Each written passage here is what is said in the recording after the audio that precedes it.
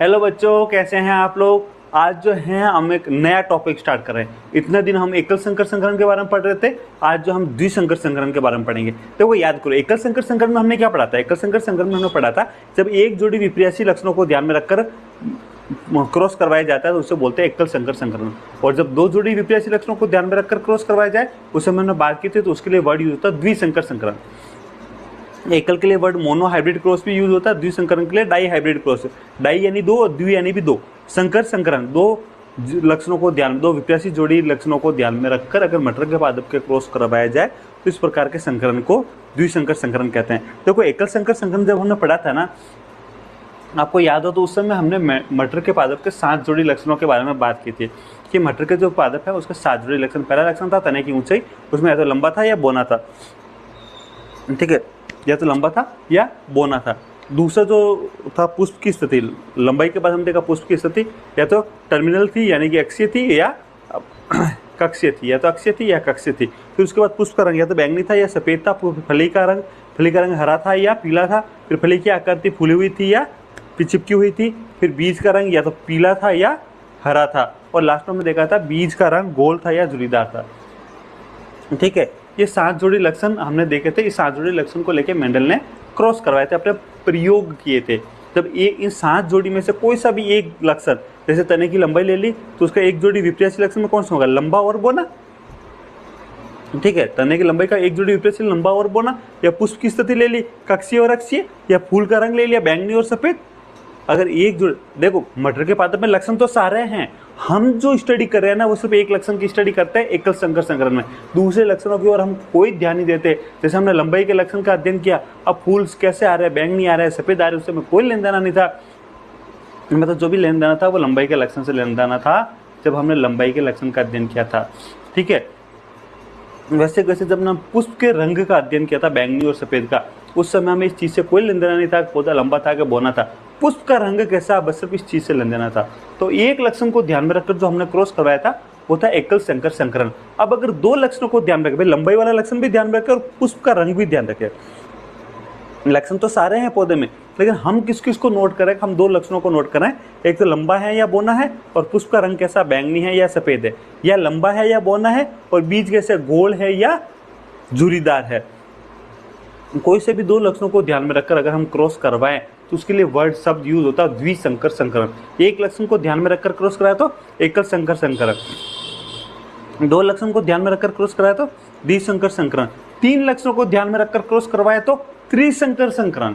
बात समझ में आ रही है।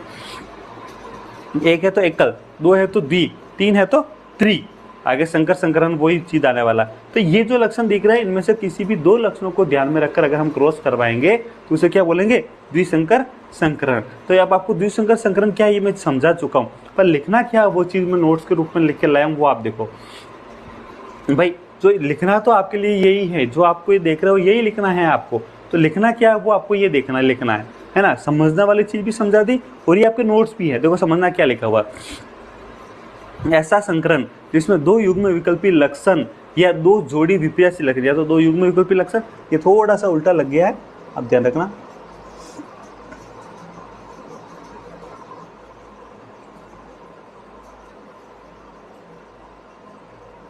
है ना। ऐसा संकरण जिसमें 2 युग्म विकल्पी लक्षण या 2 जोड़ी विपरीयासी लक्षणों को प्रयोग लिया जाता है द्विसंकर संकरण कहलाता है। जब मेंडल को एक युग्म विकल्पी लक्षणों के क्रॉस अर्थात एकल संकर संकरण, है ना, या एक गुण वंशागति, वो भी एकल संकर संकरण में सफलता प्राप्त हो गई तो उन्होंने 2 युग्म विकल्पी लक्षणों के लिए कार्य किया। पहले एक लक्षण को लेकर काम किया, उसमें सफलता मिल गई, अब 2 लक्षणों को लेकर मेंडल ने प्रयोग किए। भाषण में आ रही क्या, पहले एक लक्षण में सफलता मिली तब जाकर 2 लक्षणों को लेकर प्रयोग किया। इस प्रकार के अध्ययन को द्विसंकर संकरण कहा गया। एक उदाहरण में मटर के बीज के बीजावरण के रंग तथा उसका आकार, बीजावरण का रंग कैसा है और उसका आकार कैसा है, ये 2 लक्षण साथ में लेकर अध्ययन किया।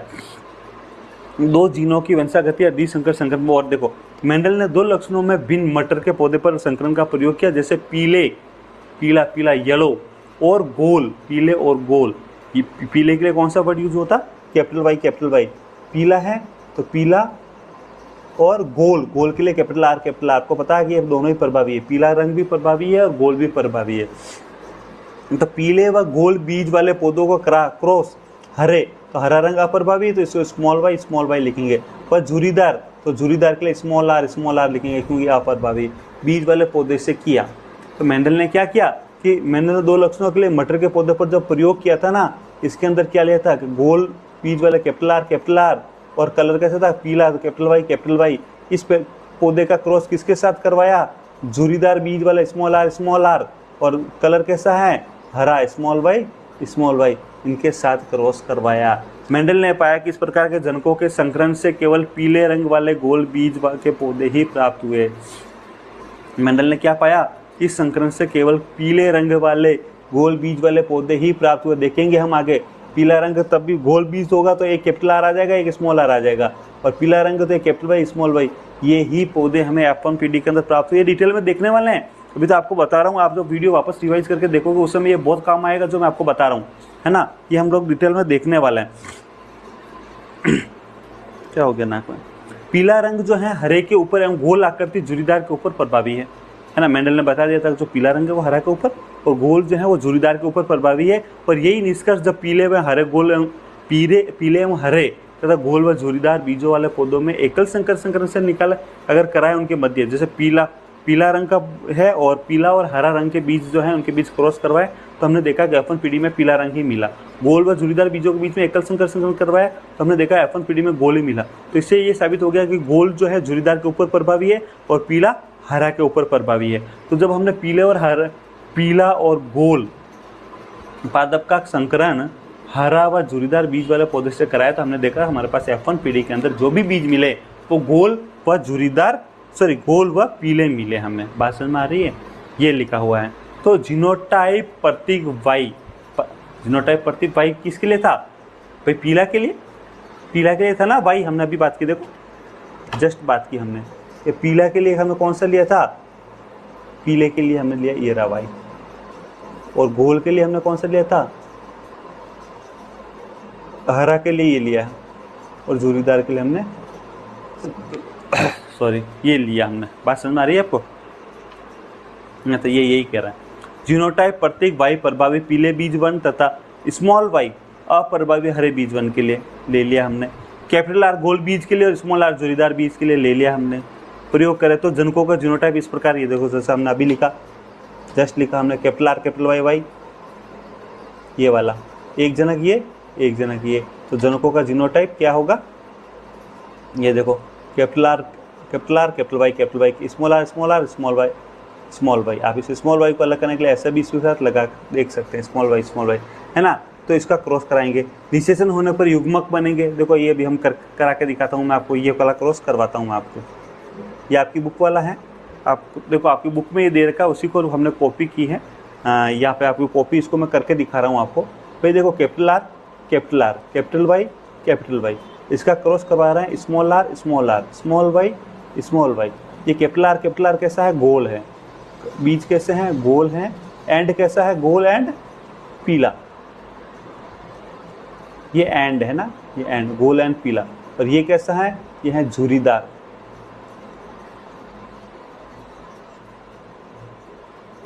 एंड कैसा है, कलर हरा, है ना।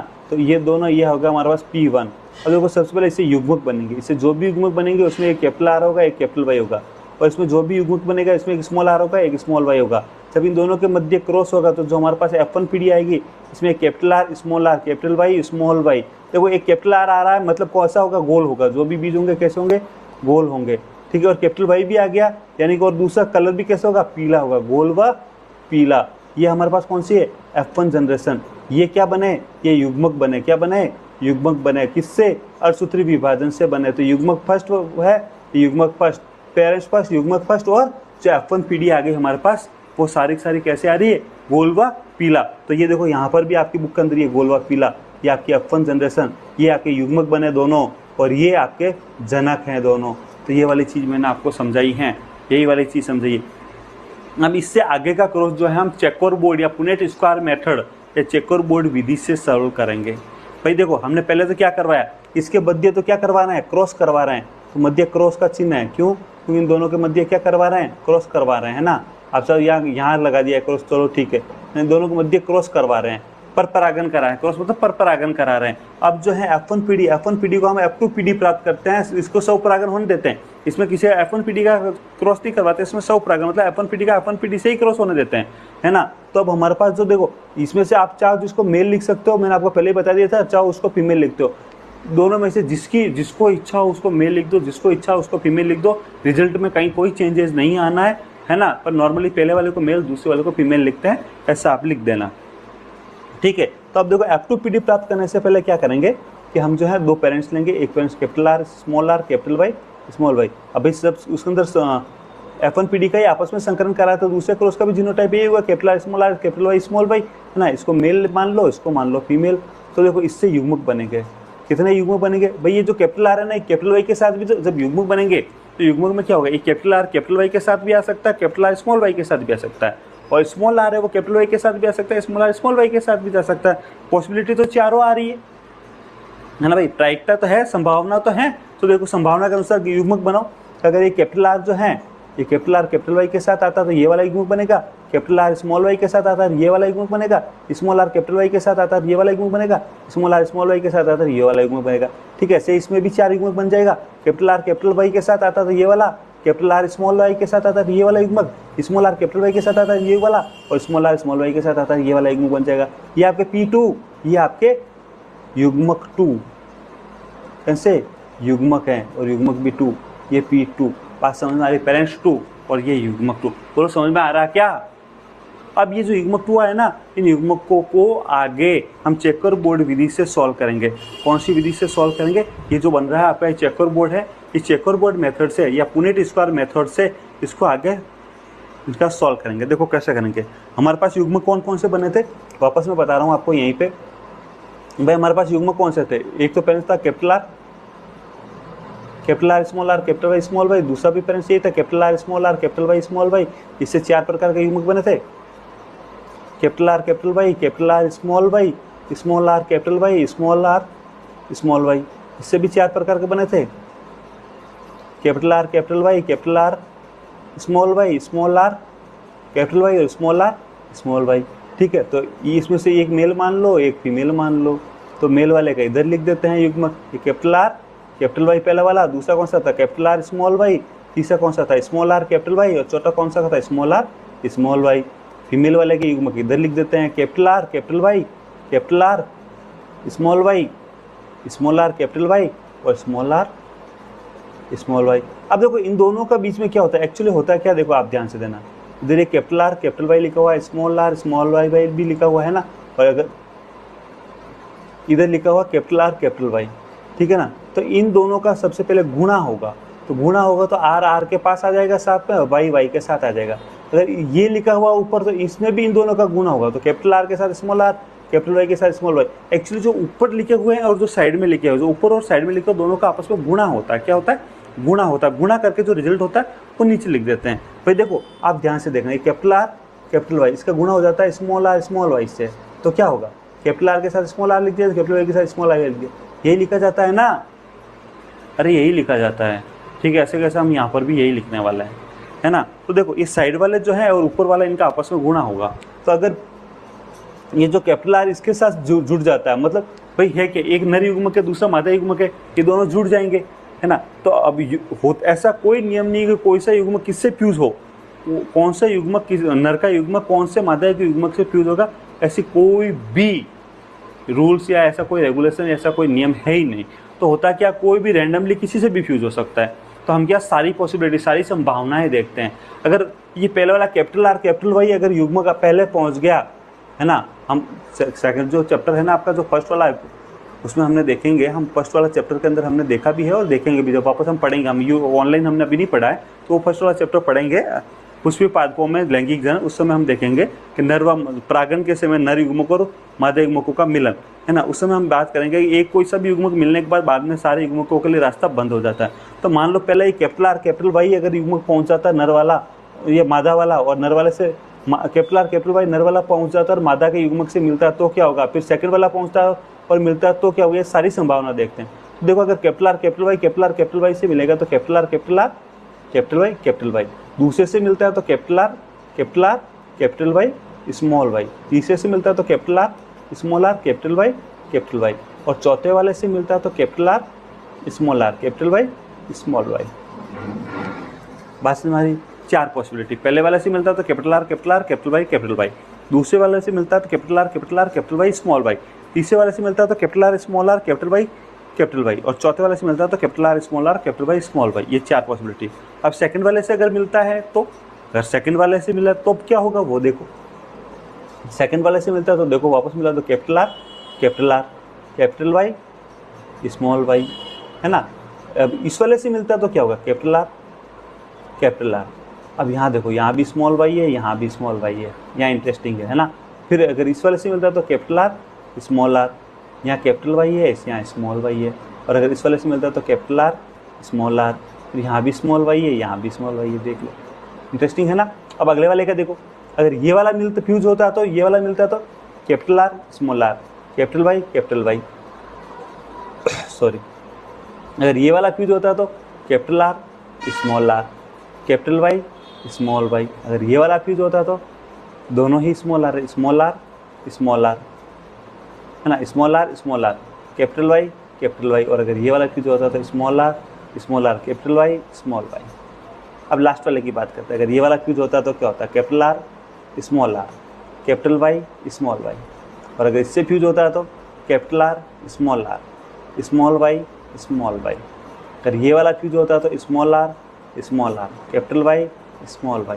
और अगर ये वाला फ्यूज होता है small are, small y, small y. अब देखो इसमें समझना, ये सारे पॉसिबिलिटी हमने जो भी थी सारी पॉसिबिलिटी बना दी। और ये जो बना इसको हम बोलते हैं F2PD। क्या बोलते हैं, F2PD। तो देखो इसमें एक कैपिटल आर है और एक कैपिटल वाई है। तो अगर एक कैपिटल आर है मतलब ये कैसे हो जाएंगे, बीच गोल। देखो हमने यहाँ जस्ट अभी देखा थोड़ी देर पहले, गोल व पीला। तो उसका क्या, कैपिटल आर, कैपिटल वाई, क्या बोलते हैं, गोल व पीला। बात समझ आ रही है। तो यहाँ पर भी हमारे पास ये क्या है, गोल व पीला। ये भी देखो एक कैपिटल आर है तो गोल व पीला। यहाँ भी एक कैपिटल आर है तो गोल व कैपिटल वाई है तो बोलो साथ साथ बोलते रहो, पीला। यहाँ भी एक कैपिटल आर है तो गोल व एक कैपिटल वाई है तो पीला। लिखते रहो साथ साथ में और लिखते भी रहो। अब सेकंड वाले को देख लो, इसमें एक कैपिटल आर है मतलब बीच कैसे हो जाएंगे, गोल। और एक कैपिटल वाई भी है मतलब ये देखो कैपिटल वाई आ रहा है एक, है ना, कैपिटल वाई भी है तो पीला। इसमें देखो गोल एक कैपिटल आ रहा है तो कैसे हो जाएंगे, गोल व दोनों स्मॉल वाई है, कैसे हो जाएगा, हरा। कैसा हो जाएगा, हरा। बात समझ आ रही है, कैसा कलर हो जाएगा, हरा, क्योंकि दोनों स्मॉल वाई है। अगले को देखो, कैपिटल आर आ रहा तो गोल और कैपिटल वाई आ रहा तो पीला। और अगला देखो, कैपिटल आर आ रहा तो गोल और दोनों ही स्मॉल वाई आ रहे हैं, देखो वह हरा। आपको भी एग्जाम में ये लिखना जरूरी है, इनका फिनोटाइप लिखना जरूरी है, नहीं तो नंबर नहीं मिलने वाले हैं। सब लिखना, आपको भी लिखना पड़ेगा, जैसे मैं लिख रहा हूँ वैसे आपको भी लिखना पड़ेगा। ये कैसा, देखो एक कैपिटल आ रहा है तो गोल व एक दोनों कैपिटल वाई आ रही है तो पीला। अगले को देखो एक कैपिटल आर आ रहा है तो गोल व एक कैपिटल वाई आ रहा है तो पीला। ठीक है, एक स्मॉल आर आ रहा है मतलब ये है जूरीदार, यहाँ आ गया देखो जूरीदार। और एक कैपिटल वाई आ रहा है तो वह पीला। कैसा हो गया, कैपिटल वाई है तो पीला। और स्मॉल आर आ रहा है तो ये भी जूरीदार। कैसा हो गया, वह कैपिटल वाई है तो वह पीला। ठीक है, अब इसमें लास्ट में देखो, इसमें कैपिटल आर आ रहा है एक तो गोल, एक कैपिटल वाई आ रहा है तो वह पीला। इसमें कैपिटल आर आ रहा है तो गोल, वह दोनों स्मॉल वाई है तो हरा।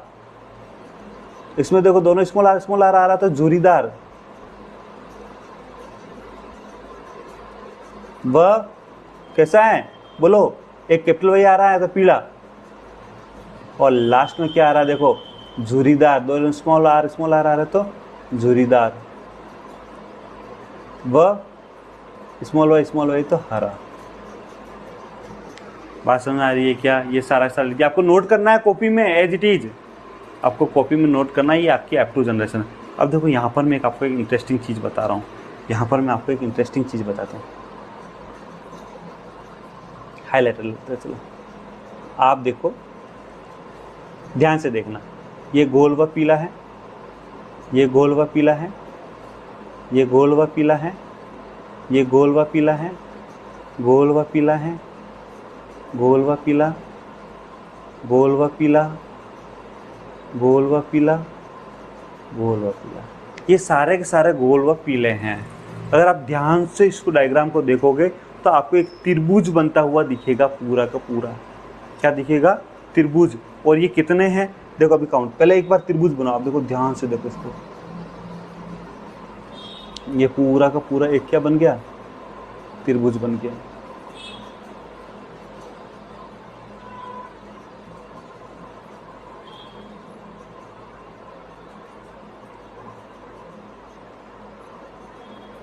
अगर इन सबको काटे तो एक त्रिभुज के रूप में कटता है। कैसे कट रहा है इसके ऊपर? त्रिभुज के रूप में। ठीक है, सारे के सारे। और देखो इसको अगर काउंट भी करें हम लोग, काउंट करना, 1 2 3 4 5 6 7 8 9 कैसे मिले हमें? गोल व पीला। आप लिखना चाहो तो साइड में लिख दो। देखो आपके सामने है 9 के 9 आपके गोल व पीला। गोल व पीला कैसे हैं? 9। ये हटा देते हैं ऊपर वाला ताकि आराम से हम लिख सकें।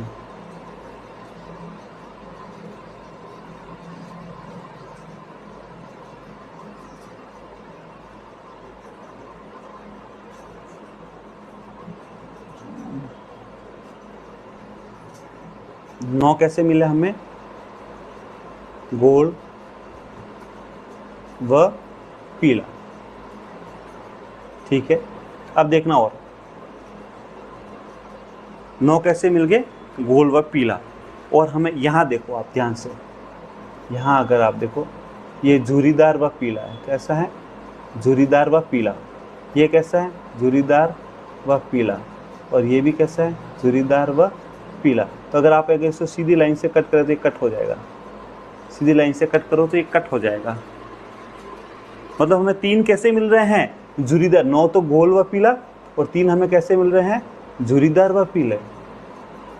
3 कैसे हैं? झुरीदार व पीला। 3 कैसे मिल गए? झुरीदार व पीला। अब आप एक बार और देखना,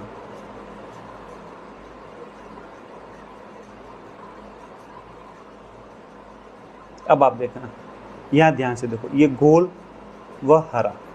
कैसा है? गोल व हरा। ये कैसा है? गोल व हरा। और ये भी कैसा है?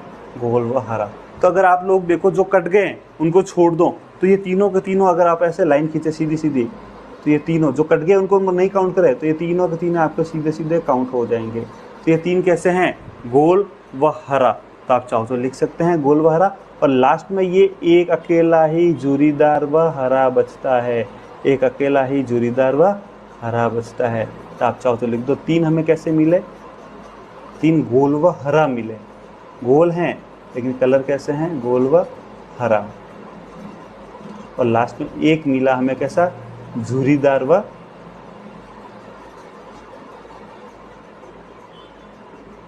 हरा। हमारे पास इसके पेरेंट्स कैसे थे? गोल व पीले और झुरीदार व हरे। हमने गोल व पीले पेरेंट्स का क्रॉस करवाया था झुरीदार व हरे पेरेंट्स से, हमने करवाया था ना। लेकिन हमें यहाँ कैसे कैसे मिल रहे हैं? 9 तो मिले गोल व पीला। हमने गोल व पीला ही पेरेंट्स, एक पेरेंट्स हमारा कैसा था? गोल व पीला। तो एक पेरेंट्स कैसा था? झुरीदार व हरा। तो 9 हमें कैसे मिल गए? गोल व पीला। एक प्रभावी एक इलेक्शन पे एक पेरेंट्स जैसे मिल गए। और 3 हमें कैसे मिल रहा है? झुरीदार व पीला। जबकि हमारे पास झुरीदार व पीला कोई पेरेंट्स था ही नहीं, हमारे पास तो गोल व पीला था। तो गोल व पीला का हमें कितने मिल गए? 9। और 3 हमें कैसे मिल गए? झुरीदार व पीला। तो यहाँ हम आप क्या, और 3 हम और कैसे मिले? गोल व हरा। 3 गोल व पीला लिया था, 3 तो झुरीदार व पीला मिल गए, है ना। और 3 गोल व हरा मिल गए, जबकि हरा लक्षण तो झुरीदार के साथ था, और ओनली एक ही झुरीदार व हरा मिल रहा है। तो यहाँ आप क्या देखोगे कि जो गोल वाला लक्षण है और जो पीला वाला लक्षण है ये पेरेंट्स में साथ में है, ये F1 पीढ़ी में साथ में है, पर F2 पीढ़ी में ये दोनों जो है स्वतंत्र, गोल वाला हरा वाले के साथ भी जा रहा है, गोल वाला पीला वाले के साथ भी जा रहा है। मतलब गोल वाले लक्षण के ऊपर गोल वाला लक्षण अपने आप को स्वतंत्र रूप से अभिव्यक्त अफ्यूज कर रहा है, भेज रहा है, अगली पीढ़ी के अंदर स्वतंत्र रूप से भेज रहा है। जो उसके साथ में जो लक्षण है उससे उसके ऊपर कोई फर्क नहीं पड़ रहा है, ये अपने आप को स्वतंत्र रूप से भेज रहा है। बात समझ आ रही कि नहीं आ रही? गोल वाला हरा वाले के साथ भी जा रहा है, गोल वाला पीला वाले के साथ ही जा रहा है। और यही कारण है कि हमें जो इसका जो लक्षण प्ररूप मिल रहा है ना, क्या जो लक्षण प्ररूप हमें मिल रहा है, लक्षण प्ररूप F2 पीढ़ी का क्या मिलेगा? लक्षण प्ररूप हमें मिलेगा 9 3 3 1। ये आपके सामने लिखा हुआ पूरा 9 3 3 1 पूरा लिख दिया मैंने लक्षण प्ररूप। ये लक्षण प्ररूप इसीलिए हमें मिला 9 गोल व पीला, 3 जुड़ीदार व पीला, 3 गोल व हरा और 1 जुड़ीदार व हरा। अच्छा, इसका जीन प्ररूप देखो, क्या लक्षण प्ररूप देखो, एक इसके जो लक्षण प्ररूप हमें क्या दिख रहा है? गोल के साथ हरा भी आ रहा है, गोल के साथ पीला भी आ रहा है। मतलब लक्षण अपने आप को स्वतंत्र रूप से अफ्यूज करा। गोल वाला लक्षण हरे के साथ भी आ रहा है, पीले वाले के साथ भी आ रहा है। मतलब गोल वाला लक्षण पीले, भाई पेरेंट्स में तो गोल पीला वाला के साथ है, तो गोल और पीला जो लक्षण है दोनों जनक पीढ़ी में साथ साथ रहते हुए भी एक दूसरे से प्रभावित नहीं होते, और जब युग्मक बनकर अगली पीढ़ी में जाते हैं तो अपने आप को स्वतंत्र रूप से अफ्यूज करते हैं। यही स्वतंत्र अफ्यूजन का नियम है मेंडल का, यही स्वतंत्र अफ्यूजन का नियम है। देखो, अगर इसका आपको जो बुक वाला क्रॉस है, बुक के अंदर जो दे रखा है, बुक के अंदर आपको ये दे रखा है, अगर आप ध्यान से देखो,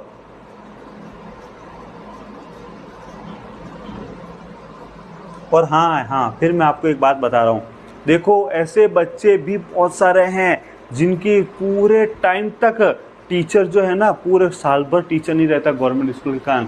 पर अगर ऐसे बच्चों को मैं फ्री ऑफ कॉस्ट कोचिंग पढ़ा रहा हूँ, पूरा सब्जेक्ट पढ़ा रहा हूँ, और आपके कारण अगर उसको ये फ्री ऑफ कॉस्ट कोचिंग मिल रही है, पूरा सब्जेक्ट मिल रहा है, तो वो उसका मन आपको कितनी दुआएं देगा, उसके माँ बाप आपको कितनी दुआएं देंगे, कितना आशीर्वाद देंगे, आपको कितना आशीर्वाद मिलेगा उन बच्चों का, उसके मम्मी पापा का, उसके परिवार का कितना आशीर्वाद मिलेगा, कितने लोगों का भला कर सकते हो। खाली ये जो मेरा लिंक है ना, ऐसे बच्चों के साथ शेयर करके, तो आप अपना अगर स्टेटस, कुछ नहीं करना, लिंक के ऊपर क्लिक करो शेयर बटन पे, और आप अपना स्टेटस लगवा दो। शेयर बटन पे क्लिक करो और आपके जितने भी ग्रुप है उसमें लिंक भेज दो, और उनको बता दो कि ये फ्री ऑफ कॉस्ट कोचिंग है, और पूरा 12th क्लास 10th क्लास जीव विज्ञान पढ़ाया जा रहा है, BSc की बॉटनी क्लासें वाली सारी फ्री ऑफ कॉस्ट हो रही है। तो कौन सी क्लास में, जिस क्लास का बच्चा है उस क्लास का बच्चा, हिंदी मीडियम इंग्लिश मीडियम दोनों की क्लासें चल रही है, तो जिस क्लास का बच्चा है उस क्लास का बच्चा फ्री ऑफ कॉस्ट कोचिंग पढ़ सकता है। और वो आपके कारण, देखो जंगल में मोर नाचा किसने देखा? मैं मेहनत कर रहा हूँ। जब तक आप मेरी मेहनत उन बच्चों तक नहीं पहुंचाओगे, भाई एक बंदा अगर 5 बच्चों के पास भी पहुंचाता है ना,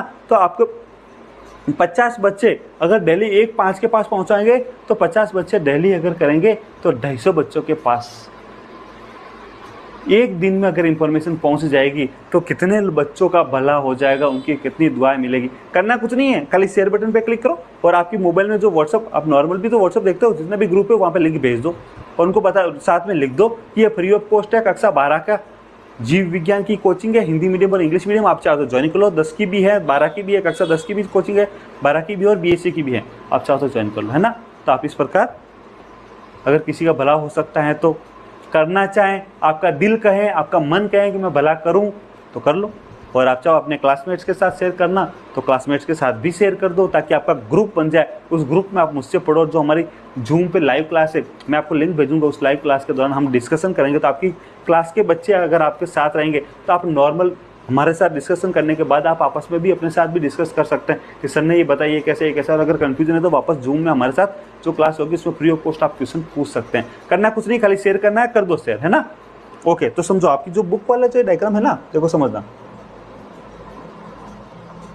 आपका जो ये बुक का डायग्राम है कुछ नहीं था, जो ये युग्म बने थे कैपिटल R कैपिटल Y, इससे गोल व पीला F1 जनरेशन F1 पीढ़ी आ गई। इसके अंदर F1 पीढ़ी के अंदर ये RRYY, कैपिटल R के small r capital Y small y, इससे 4 प्रकार के युग्मक बन गए। हमने बना के देख लिए थे, अभी बनाए हमने, जैसे capital R small r capital Y small y, इससे भी 4 प्रकार के युग्मक बन गए। और ये वाला पूरा डिटेल में अभी जस्ट हमने समझा। और ये आपका फिनोटाइप अनुपात 9 3 3 1 9 3 3 1। और अगर आपको वापस एग्जाम में आए तो इस मेथड से जो मैंने आपको पूरा समझाया, इस मेथड से आप बड़े आसानी से कर सकते हो। इस मेथड से आप इसका चाहो तो स्क्रीनशॉट ले लो और आप इसको बड़ी आसानी से कर सकते हो, है ना। तो बेटा ये आप लोगों के लिए इतनी मेहनत कर रहा हूँ, तो आप लोग ज़्यादा से ज़्यादा बच्चों के पास ये वीडियो पहुँचा ताकि ज़्यादा से ज़्यादा बच्चों का भला हो, है ना। अब समझो, अगर मैं इसका जीन प्ररूप की बात करूँ, जिन प्ररूप की बात करूँ, देखो लक्षण प्ररूप तो हमें 9 3 3 1 है। अब 9 में से कैसे मिल रहे हैं, तो हमें एक तो मिल रहा है capital R capital Y capital Y, एक मिल रहा है प्रभावी पेरेंट्स जैसा, और एक मिल रहा है सबसे लास्ट वाला मिल रहा है अप्रभावी पेरेंट्स जैसा। बाकी बीच वाले सारे कैरेक्टर्स मिल रहे हैं। देखो पहले एक मिला कैपिटल आर संयुग्मजी गोल तथा संयुग्मजी पीला मिला 1, विषमयुग्मजी गोल तथा संयुग्मजी पीले मिले 2, संयुग्मजी गोल तथा विषमयुग्मजी पीला मिला 2, और विषमयुग्मजी गोल तथा विषमयुग्मजी पीले मिले हमें 4। आप चाहो ना तो ये यहाँ से ये जो मैंने आपको टेबल बताई ना, ये टेबल, इस टेबल के अंदर जो ये सारे हैं ना, इस टेबल का कंपैरिजन आप चाहो तो इस सारे इससे करके देख लो। तो इस टेबल के अंदर लिखा हुआ है एज इट इज, ये टेबल के अंदर जो बनाए हैं हमने वो एज इट इज हमने यहाँ लिखे हैं। तो पीले और गोल 9 बने, उनका हिसाब हमने बात कर ली। और जो अब बात करते हैं पीले व झुरीदार जो बने हैं, पीले व झुरीदार, भाई है तो पीले हैं और झुरीदार। देखो यहाँ थोड़ा सा गलत छप गया है, यहाँ पर थोड़ा सा गलत छप गया है। एक कैसा बन रहा है हमारा, पीला व झुरीदार बन रहा है। पीला तो झुरीदार होगा, मतलब दोनों स्मॉल आर होंगे, ध्यान रखना है ना। पीला व झुरीदार दोनों स्मॉल आर कैपिटल वाई तो बन गया 1। और 2 हमें मिल रहा कैसा, समयुग, भाई एक मिला समयुग्मजी झुरीदार व समयुग्मजी पीला, और 2 मिल रहा है हमें समयुग्मजी झुरीदार तथा विषमयुग्मजी पीले। मतलब इसका जीनोटाइप यहाँ भी गलत छपा है। यहाँ पर आपको लिखना है small are capital Y small y, ये वाला जीनोटाइप होगा। ये दोनों यहाँ पे गलत प्रिंट हो गए हैं, आप सही कर लेना है ना, आप गलत मत लिखना। यहाँ इसको भी गलत करके ऊपर में लिख दो, स्मॉल आर कैपिटल वाई है ना, ये वाला होगा। तो एक मिलेगा हमें स्मॉल आर कैपिटल वाई वाला मिलेगा 1, स्मॉल आर और कैपिटल वाई वाला मिलेंगे हमें 2। इस प्रकार हमें पीले व झुरीदार टोटल 3 मिल गए। उसके बाद में जो है ना, हर एक गोल की बात करें तो एक हमें संयुग्मजी गोल तथा एक संयुग्मजी हरा, वो मिलेगा 1, और विषमयुग्मजी गोल तथा समयुग्मजी हरे मिलेंगे 2। ये हो गया आपके 2, और लास्ट में समयुग्मजी झुरीदार तथा समयुग्मजी हरे मिलेगा 1। और इस प्रकार आपका 9 3 3 1। अगर आप जिनी प्रारूप अनुपात की बात करें तो 1 2 2 1 अनुपात 2 अनुपात 2 अनुपात 4 अनुपात 1 अनुपात 2 अनुपात 1 अनुपात 2 अनुपात 1 आ जाएगा। और अगर लक्षण प्रारूप अनुपात की बात करें तो 9 3 3 1 वाला आपका लक्षण प्रारूप अनुपात आ जाएगा। अब देखो स्वतंत्र अपव्यूहन का नियम वैसे तो हमने समझ लिया, देखो गोल के साथ हरा भी आया और गोल के साथ पीला भी आया। तो स्वतंत्र अपव्यूहन का नियम है क्या, लिखना क्या वो सुनना। इस नियम के अनुसार जब 2 या 2 से अधिक जोड़ी विपरीत लक्षण वाले पौधों में क्रॉस करवाया जाता है तो समस्त लक्षणों की वंशागति स्वतंत्र रूप से होती है। समस्त लक्षणों की वंशागति, जैसे गोल लक्षण की वंशागति स्वतंत्र रूप से हो रही है, वो हरे के साथ भी आ रहा है, पीले के साथ भी आ रहा है। वैसे वैसे जो हरा लक्षण है उसकी भी वंशागति स्वतंत्र रूप से हो रही है। हरा गोल के साथ भी आ रहा है, पीला के साथ भी आ रहा है, सॉरी हरा जो है गोल के साथ भी आ रहा है, झुरीदार के साथ भी आ रहा है। पीला जो है गोल के साथ भी आ रहा है, झुरीदार के साथ भी आ रहा है। तो जब ये नियम क्या कह रहा है कि इस नियम के अनुसार जब 2 या 2 से अधिक जोड़ी विपरीत लक्षण वाले पौधों में क्रॉस करवाया जाता है तो समस्त लक्षणों की वंशागति स्वतंत्र रूप से होती है। अर्थात एक लक्षण की वंशागति पर दूसरे लक्षण की उपस्थिति का कोई प्रभाव नहीं पड़ता। अतः इसे क्या कहते हैं, इसे कहते हैं स्वतंत्र अपव्यूहन का नियम। जब समयुग्मजी गोल पीले बीज वाले पौधों का किससे क्रॉस करवा रहा है, समयुग्मजी झुरीदार हरे बीजों वालों से पौधों से संकरण करवाया, तो F1 पीढ़ी के अंदर हमें कैसे मिला, विषमयुग्मजी गोल तथा पीले लक्षण वाला पौधा मिला। ठीक है, F1 पीढ़ी का जब परस्पर संकरण कराया तो F2 पीढ़ी में 9 3 3 1 का अनुपात इसीलिए आया क्योंकि इनका स्वतंत्र अपव्यूहन होता है। बात समझ में आ रही है क्या। ये जो हमें ये लक्षण मिला है अभी हमने देख लिया, ये हमें इसलिए मिला क्योंकि जो लक्षण है उनका कैसा अपव्यूहन होता है, स्वतंत्र अपव्यूहन के नियम के कारण ही हमें ये रिजल्ट मिला।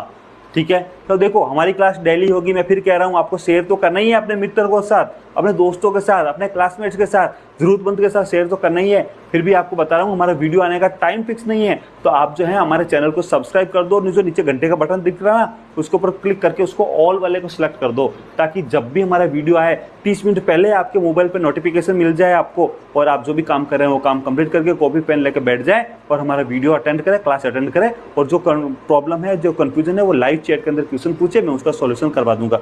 ठीक है, तो चलो मिलते हैं नेक्स्ट क्लास के अंदर। ठीक है, और इंटरेस्टिंग क्लास बनाएंगे नेक्स्ट क्लास को, है ना।